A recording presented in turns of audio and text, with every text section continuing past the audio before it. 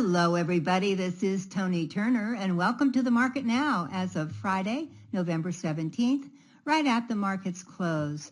Well, signs of cooling inflation have fueled hopes that the Federal Reserve is done raising rates, helping extend a rally for the past week that has seen the S&P 500 gain over 9% since late October. The index is now up 17% for the year and about 6% below its record high closing from January in 2022. Whether it can reach all the way back up to those top levels in coming weeks depends in part on how convinced investors are that the U.S. economy is on track for a so-called soft landing where the Fed brings down inflation without badly damaging growth. And on that note, let's go on to three charts. They could give us some insight into the week to come. First of all, as we always do, we're going to look at a daily chart of the S&P 500 SPDR, symbol SPY. This is the exchange-traded fund that closely follows our benchmark S&P 500 index. Well, as you can see with me, if you look at the hard right edge of the chart, the SPY closed today at $450.79. Again, just about 6% below its all-time highs at $479.98 that took place in January of 2022. We know that since the July 27 gap open here back in, and the intraday high at $459, again back in July, this high remains the last relative high we've seen since then. After that high was made, the SPY, and we really did have a good year, and you can see how steep this last run-up was, and even the second to last run-up, very, very steep. Not moving at a 45-degree angle like the 20-day is more like that, but really getting steeper, and that's all good. The market has to, flies up in an uptrend like that. But you got to know that at some point somebody's going to start taking profits. So in July, the SPY dropped down below the 20-day, below the 50-day, and on August 18th, it gapped down right here to open at $433.37. So it came all the way back down there through the 20-day, the red line, the 50-day, the green line, and again all the way down to open at $433.37. Now from there, it rallied up to the September high, back up here at $453.67. Then it gradually dropped pretty hard down to the 200-day moving average at about $420, $421.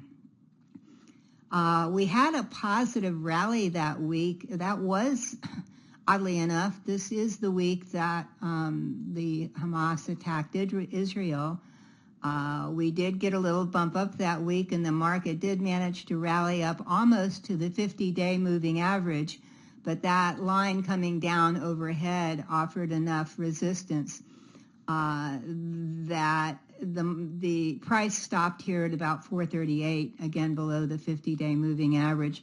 At that point, though, the SPY rolled over, went back down below the 20-day, back down below the 200-day moving average, is something we don't love to see, and continued to fall to the October 27th low at $409.21. Now, from that low, it made a pivot here and started rising rapidly.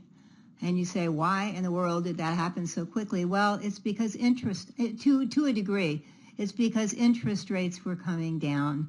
They started in mid-October to kind of flutter around, and then they started to come down, and then everybody started assuming, right or wrong, I hope they're right, that the Fed isn't going to raise interest rates anymore. And that knowledge, of course, we had a lot of short covering here because the shorts were like, oh no. So all the buyers came in and rallied us up here back over the 200-day, the 20-day, up here stretched up to 440, then actually gapped up here to about 446, sweet gap up. I think this was this past Tuesday. and then rallied up to where we closed today at 450.79. Now, this is positive. This is all good. I'm going to say, though, that it's really steep. When the angle is real steep like that, it's okay, but if you look down at the RSI, 14-day RSI, it's right at the 70 line, which means that the SPY is overbought in the short term. And we may see a little broadening out here. Now, more good news, as I've told you before, November, December, and January are the most seasonally the most positive months of the year. And for one added note, the market usually likes to go higher before a holiday. Now, how much higher it can go, of course, nobody knows yet. But just trade wisely and keep your stops in place. It's certainly better than the downtrend we had starting in July. So this is nice, but be careful. Our next chart here is a daily chart of the Invesco QQQ, symbol QQQ. This is the exchange-traded fund that closely follows our NASDAQ top 100 non-financial companies by market capitalization. We're talking Apple, Meta, NVIDIA, Alphabet, Tesla, that whole group. Now, when I captured this chart today, the QQQ was trading at 300, and you can't see it. Strangely here, you can't see this price, but it closed today at $386.26, just 5% below the all-time highs in November 2021 at $408.71. Now, as you all probably know, we enjoyed a really nice uptrend from the first half of this year up to middle of July. It made a relative high right then in mid-July at 388. From there, the Q said, all right, we've done all we can do for now. It had used the 20-day moving average as support for quite a while, but after that July high, it could not keep going any longer. Hey, you know what, guys? For price to go up, it has to go down once in a while. And after all, some traders take profits. You can't blame them.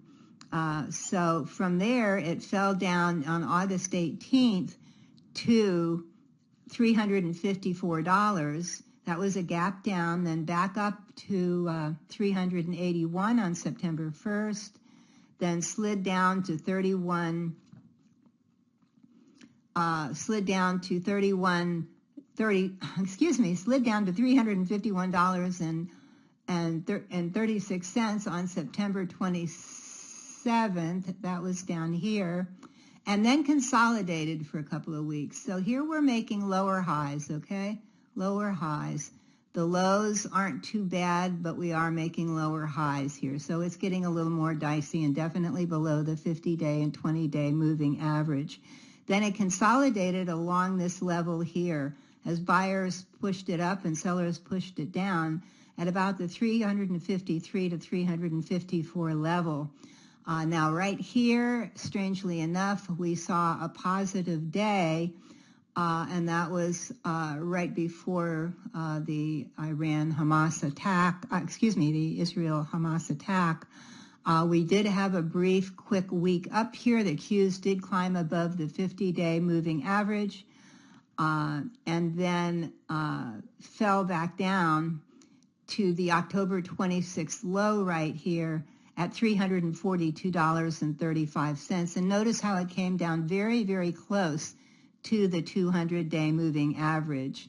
Now, this is the point right here in October where the SPYs started climbing a bit too as interest rates start down a little bit. That had a lot to do with these moves. The Qs actually rallied from this low at 342.35. It rallied very steeply, just like the SPY, back up through the 20-day moving average, back up through the 50-day moving average, and back up to where we are right now, again at $386. Right around there is where we closed. Now, once again, this is a very steep move up, very steep move up. It's okay and it's great, but I think in the next week, we may stay positive here. It may go higher. I would think that it may start to broaden out because in this case, the RSI is just at right above the 70 line. So in the short term, it's overbought. but it's certainly more fun than we were having before. And also know that you can't see it on this chart, but the July 19th high was at, oh no, here, we've got it right here. The July 19th high is at 389. And the next resistance up from there, if you want to know, is basically the November 2020 high we talked about at 408. So we have for support here. So at support, we have basically the gap low. It comes in here, right here, at 378. Then we come down to 372, right in here. I can draw a straight line. Then on down to where the 50 and the 20-day cross over each other, right around 365, 366 is more potential support. So we've got a lot of potential support for the next week. Again, it's overbought in the short term. It's a steep run up, but it's certainly good news and a lot of fun, so just be careful. Our final chart today we're going to look at, we've looked at this a while ago, and it didn't have a very good time, but now in going back here and revisiting the iShares U.S. Medical Devices ETF, the IHI, it has 54 holdings. Top holdings include Abbott Labs, Intuitive Surgical, Medtronic, Stryker Corporation, and Boston Scientific.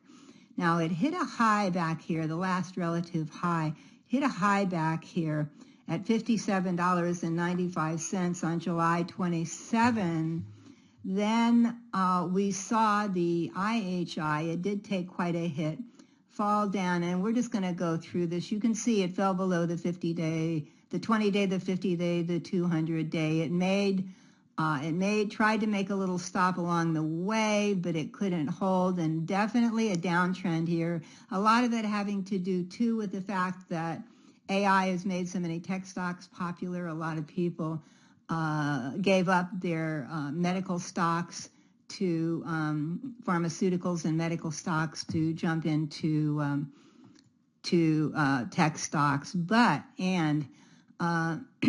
It did fall all the way down here and came all the way down to $43.96 right here on October 30th. We can call it $44. Now, what I'm looking at here, it closed today at $48.67.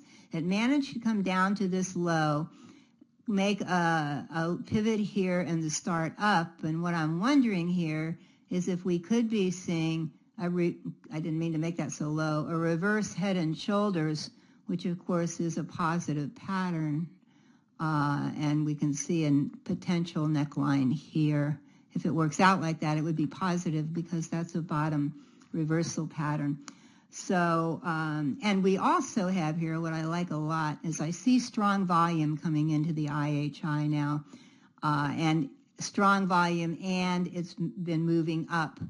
Higher low here. So I like that particular thing. Now it has made a steep rise in the coming week with everybody else. So what I would like to see is I would like to see price broaden out here. But I don't want to miss out on it, but I would like to see it broaden out a little bit. So I'm going to do it like this. If in the coming week the IHI stays above the 20-day moving average, and that's coming in right now at $46.38. So if the IHI can stay above the 20-day moving average at $48.38, I think I see right here, I will add a small position to my trading portfolio with a stop at 45.80 down here. So I expect it might come down a little bit, and I'm okay with that. I want it to stay above the 20-day moving average. If and when the IHI manages to rise and close above $50 and close above it for 3 days, I will add to my position, and of course by then my stop will be a trailing stop. So you may want to keep an eye on the IHI in the coming week. Now, finally, If you'd like to become a more successful trader, this is the perfect time to check out my online training programs. You can choose from 10 different programs, including our popular flagship product, 7 Steps to Successful Trading, everybody loves. If you'd like to learn how to swing trade successfully, really handy in this market. If you would like to learn to trend trade, and that IHI, if it acts correctly, should actually turn into a pretty good trend trade. If you would like to learn how to bottom fish like a pro, it's a good time to know that now. How to read charts, great for novices and anybody else who wants to brush up. 3 winning setups, wonderful for short-term traders. There's more programs there as well. The programs are timeless, and they show you how to elevate your trading skill set and how to increase your gains quickly and easily. Check out all of my online training courses by going to the link on this screen up here, or easier still, just click on the orange button below. Until next week, keep green on your screen. Happy Thanksgiving. I'm Toni Turner, and this is The Market Now.